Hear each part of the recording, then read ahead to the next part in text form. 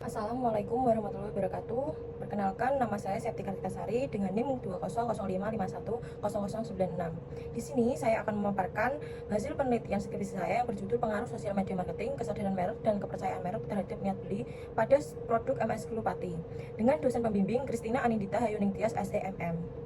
Di sini latar belakang penelitian saya itu pada saat ini pengguna internet dan media sosial di Indonesia setiap tahunnya mengalami kenaikan. Media sosial dapat memberikan dampak bagi perilaku konsumen.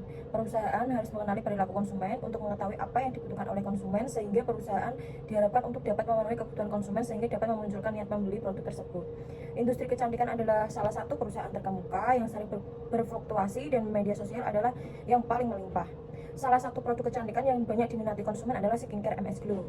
Studi ini mencoba untuk mengidentifikasi fenomena dan kesenjangan dengan mengembangkan model struktural untuk menganalisis hubungan berbagai variabel, yaitu sosial media marketing, kesadaran merek, dan kepercayaan merek terhadap niat beli. Adapun rumusan masalah dan tujuan penelitian. Di sini rumusan masalah dalam penelitian saya adalah apakah sosial media marketing berpengaruh terhadap kesadaran merek. Yang kedua, apakah sosial media marketing berpengaruh terhadap kepercayaan merek. Yang ketiga, apakah kesadaran merek berpengaruh terhadap niat beli. Yang keempat, apakah kepercayaan merek berpengaruh terhadap niat beli. Dan tujuan penelitian saya adalah yang pertama untuk menguji pengaruh sosial media marketing terhadap kesadaran merek. Yang kedua, menguji pengaruh sosial media marketing terhadap kesadaran merek. Yang ketiga, menguji pengaruh kesadaran merek terhadap niat beli. Yang keempat, menguji pengaruh kepercayaan merek terhadap niat beli. Selanjutnya ada kajian teori. Yang pertama, niat beli. Niat beli menurut Kotler 2016 adalah niat beli yang sebenarnya terhadap suatu merek. Niat beli didefinisikan sebagai senyawa perawatan pembeli dan kemungkinan membeli suatu produk.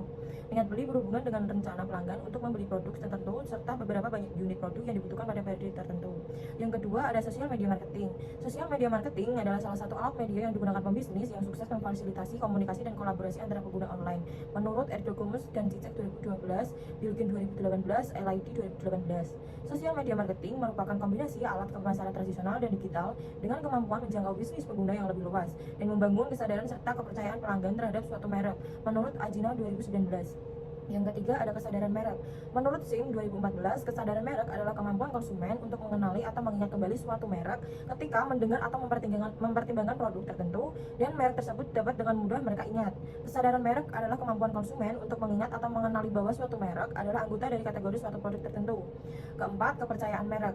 Menurut Cakma 2016 dan Cinoma Maziriri 2017, ketika pelanggan mempercayai suatu merek, maka akan tercipta keinginan dan kebutuhan di benak pelanggan yang mengarah pada perilaku pembelian berulang yang mengarahi pada terbentuknya hubungan antara merek dan pelanggan. Kesadaran merek adalah terkait dengan kekuatan simpul atau jejak merek di memori yang dapat diukur untuk kemampuan konsumen mengidentifikasi merek dengan kondisi yang berbeda. Selanjutnya, kerangka pemikiran dalam penelitian saya ada pun hasil, yaitu hipotesis pertama, sosial media marketing berpengaruh positif terhadap kesadaran merek. Hipotesis kedua, sosial media marketing berpengaruh positif terhadap kepercayaan merek. Hipotesis ketiga, kesadaran merek berpengaruh positif terhadap niat beli. Hipotesis keempat, kepercayaan merek berpengaruh positif terhadap niat beli. Selanjutnya ada metode penelitian. Objek dalam penelitian ini yaitu produk skincare MS Glow dengan populasi pengguna media sosial di kota Pati. Teknik yang diambil dalam pengambilan data yaitu kuesioner dengan media Google Form dengan skala Likert.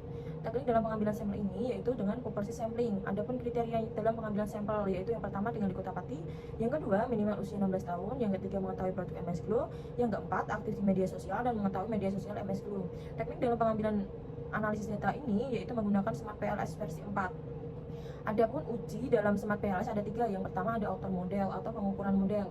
Ada 3 cara yaitu convergent validity, discriminant validity, dan decomposite validity. Yang kedua ada inner model atau model struktural yaitu koefisien determinasi atau R-square. Yang ketiga adalah uji hipotesis. Selanjutnya ada deskripsi responden. Yang pertama adalah jenis kelamin yang berjenis kelamin laki-laki dengan jumlah 83, persentasenya adalah 66,9%, lebih besar daripada perempuan. Yang kedua, rata-rata usia 21 sampai 25 tahun dengan jumlah 60 dengan persentase 48,4%. Yang ketiga, rata-rata pekerjaan yaitu sebagai mahasiswa dengan jumlah 51 dan dengan persentase 41,9%. Yang keempat, yaitu berpendapatan kurang dari 1 juta dengan berjumlah 38 dengan persentase 30,6%. Adapun hasil dan pembahasan dalam penelitian ini yaitu adapun nilai outer model dan nilai cross loading.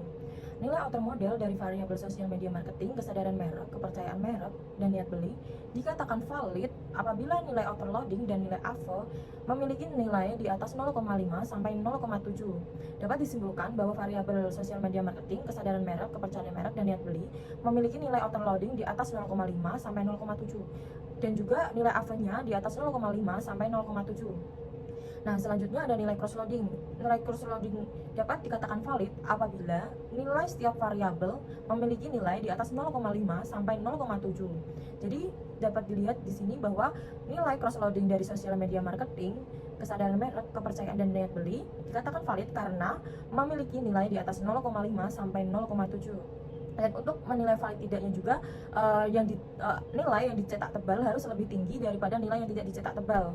Selanjutnya, adapun nilai convergent validity dari variabel sosial media marketing, kesadaran merek, kepercayaan merek, dan niat beli memiliki nilai composite reliability di atas 0,7 dan nilai Cronbach's alpha-nya juga 0,7.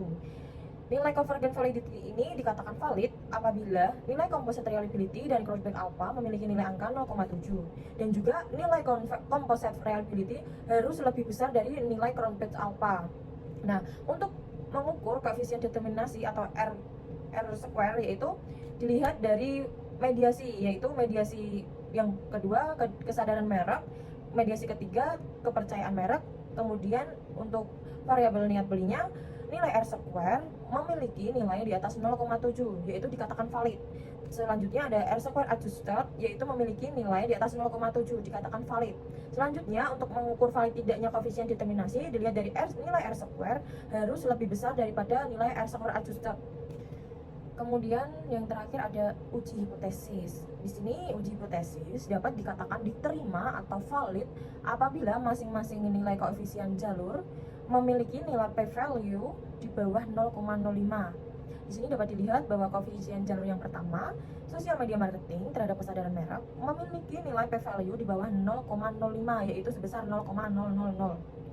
Yang kedua, sosial media marketing terhadap kepercayaan merek memiliki nilai p-value di bawah 0,05 dengan nilai 0,000. Yang ketiga, yaitu kesadaran merek terhadap niat beli dikatakan valid karena memiliki nilai di bawah 0,003 di bawah 0,5. Yang keempat, yaitu kepercayaan merek terhadap niat beli memiliki nilai p-value di bawah 0,05 dengan nilai 0,0000. Jadi, dapat disimpulkan bahwa semua variabel dikatakan berpengaruh positif dan signifikan.